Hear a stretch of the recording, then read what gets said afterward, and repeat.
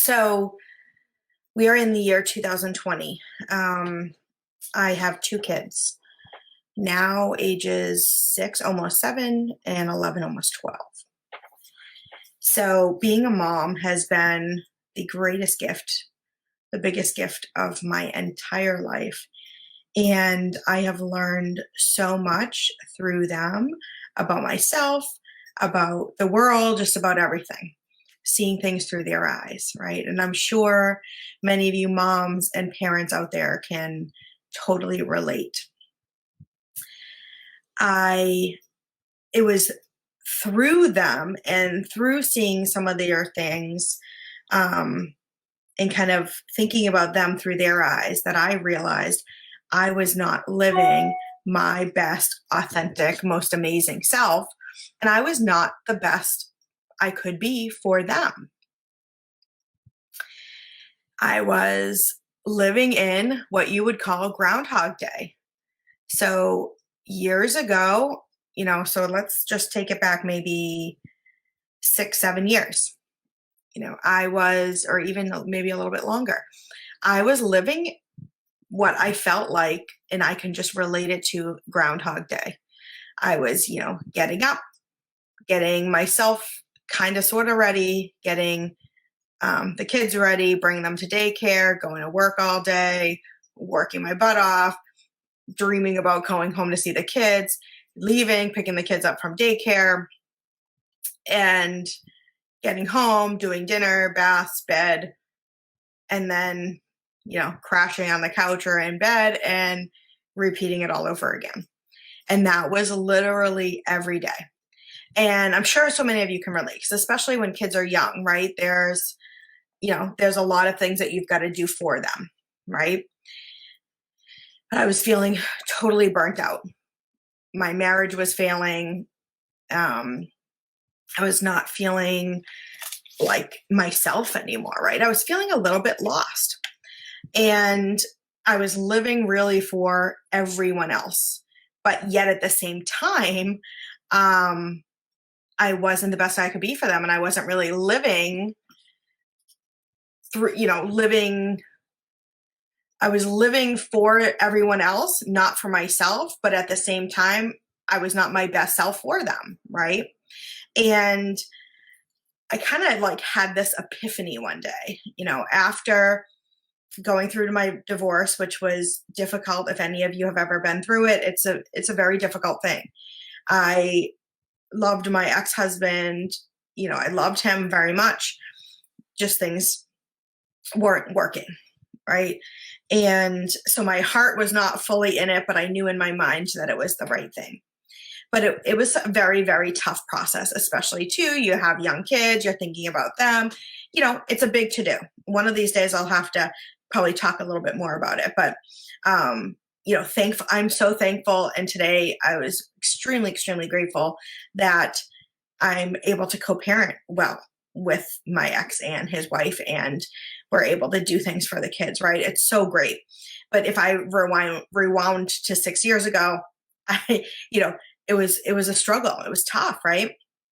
And I started having all of this time on my hands because I was now divorced and my ex-husband has, the kids half the time. And I was like, yeah, I'm going to have all this time for myself. I'm going to start working out. I'm going to start doing all these things.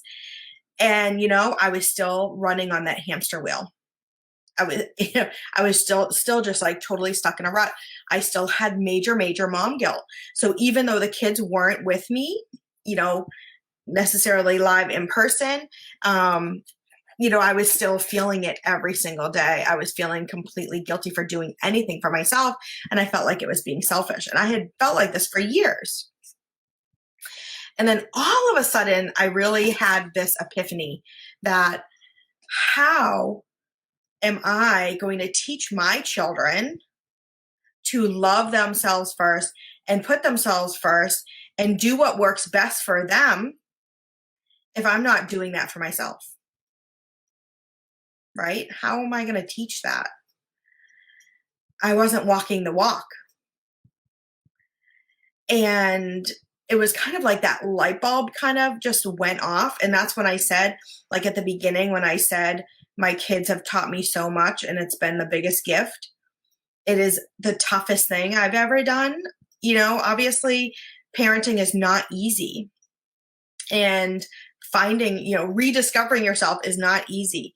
And doing all the things we're doing, especially right now in the way the world is right now, there's so much going on, right? And it's hard to think about putting yourself first. But once I had that epiphany, I realized I have got to put myself first. It's actually not selfish to put myself first, because how else am I going to lead them and teach them? What I desire for them is to live the absolute most amazing life they can live. But why didn't I deserve that? I was dreaming and reading about things and thinking about things and journaling about it. And I was doing what I felt like was all the things, but I wasn't actually taking action. I had an open heart and an open mind to all of the things, but the action piece was where I was struggling, right? So what I ended up doing was, just again, being open. And I started searching for different things that I might want to, what to give a try. I tried, photography classes and, meditation circles and different types of healing and things like that. And I was just kept an open mind, feeling like some of these things might be a little woo-woo, that some people call it, right? But hey, why not? I was, going to meetups and just, being open-minded. So, and then in comes like my coach. So I just thought I'd share a few of the things that I have done. It would be way too long of a video if I shared everything, right? But few of the things that I have done to make a dramatic, like 180 change, going from a Groundhog Day, life just over and over and over, going to the corporate world, coming back, and living for everyone else, to a life filled with joy. Is it perfect? No. Is it hard? Yes, it's so hard, right? But a few things that have really truly helped me along the way to now find joy and inspiration every day at some point. Yes, is there some monotonous things that we do? Absolutely. Yes, is there a lot of turmoil and difficulty and a lot of things that we go through? Absolutely. But in all of that, we can still find joy. I still find joy and inspiration every single day, even on those really, really tough days. Even when I've been riding a roller coaster like all of the rest of us with everything going on in 2020. We can still find the joy and the gratitude in things each day. So the first piece is like having an open heart and an open mind to it. To just things, anything, right? Having an open heart, having an open mind. And then I found like finding a tribe and finding a coach and or mentor, right? I was searching for my coach thinking it was going to help me to work out and do all these things. But what I didn't know was she was a Reiki master teacher and she did all these spiritual gatherings and, truly helped me. I went in to like go fix kind of the physical side, feeling like the physical side was actually going to propel the rest of it. But ultimately, what she helped me to realize is the missing piece for me was my spirituality and my intuition and my connecting with myself every day. So some of the things that she helped me to do, and I joke around because my first Reiki session with her was actually just a one-on-one coaching session, which is funny because a lot of, the Reiki that I do now is we talk for half of it, right? Because there's a lot going on and it's all about energy. So she worked with me on developing daily practices. We can call them spiritual practices. We can call them intentional living practices. We can call them, anything you'd like to call them, habits, right? If you feel like spirituality is not your word, right? they're habits, they're things that we do for ourselves. It's being intentional with the way that we're living our life, right? And so some of the things that I worked on was setting my intentions each day, going to my gratitude and truly feeling my gratitude, meditating. And you do not, everyone can meditate, right? There are so many different forms of meditation, so many different ways you can meditate. You don't have to be in a specific place, time, anything. And the way that she got me started was she called me out and said, you don't need to have a perfect place, a perfect time, or anything. You are enough and you are worth it. And you do not need to be perfect, or we can say we're imperfectly perfect, right? Like we're all perfect in our own way. But these were all excuses. So she's like, find 5 minutes and just start meditating. So I sat in the car in the parking garage at Fidelity where I used to work for 5 minutes every day before I went in. And that grounded me and connected me. And that's how it kind of all started. So, I started thinking about my language and how I was speaking to myself and just what I was putting out into the universe. And I started thinking about how I desired to feel. I didn't desire to feel Groundhog Day and things over and over. I desired to feel inspired and joy, aligned, like I was evolving, like I was free, right? I desired all of these. I desired to feel joy and love every day. And so I started just being intentional with it, keeping what I desired, the core desired feelings that I desired to feel, in the forefront of my mind when I was making my decisions and, taking action. And so it started with kind of like a little bit of an epiphany, right? Again, with just feeling stuck in a rut, lost. And along the way, I started rediscovering myself. It was kind of like a rediscovery journey, right? And kind of finding myself again. And, there's nothing wrong with where we are when we are in these places. Everything happens, now I realize, in divine timing, right? I have no regrets at all with any piece of my life. Now I started working on all of these things and started trusting myself again, started trusting my intuition, started, taking steps to care for myself each day. Since then, I have lost some weight. I have started eating higher vibrational foods. When I was feeling like I was stuck in Groundhog Day, I was feeling sick all the time and tired all the time. Now that has changed. Am I still evolving? Am I still rediscovering more pieces of myself and other things? Yes, it's an ongoing thing until we die, right? And then our soul will take it on to the next level in the next lifetime, right? It is an ongoing, forever and always thing. I started diving into my oils and using oils and becoming a little more like holistic and natural in the way that I cleaned and what I used around the house, what I used on me, and et cetera, which I believe has also helped me with just my energy and the way that I live my lifestyle. So all of these little pieces were all little bits of lifestyle changes. They happened over time. So, it's not like all of a sudden one day I flipped that switch and had that epiphany and then everything is hunky-dory and wonderful. No, it's still a roller coaster. It's still up and down. I'm still peeling all the layers away, right? There's a lot to life. Life is great. Life can be difficult. Life can be hard, right?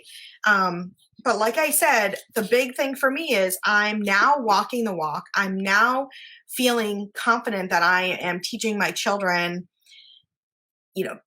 pieces of, the way that they can live intentionally in their life, right? So that hopefully they're not feeling like they're living in Groundhog Day when they're almost 40, right?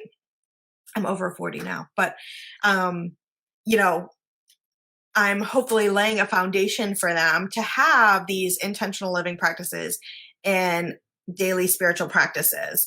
And they're able to trust their intuition. But, I've got to also realize that they're on their own journey, right? This is their thing. So I'm being the example. I'm walking the walk. I'm sharing all these things with them. I go on walks and do yoga now. I mean, there's so much more to it. Obviously, I don't want to make this too long. I just kind of wanted to share a little bit.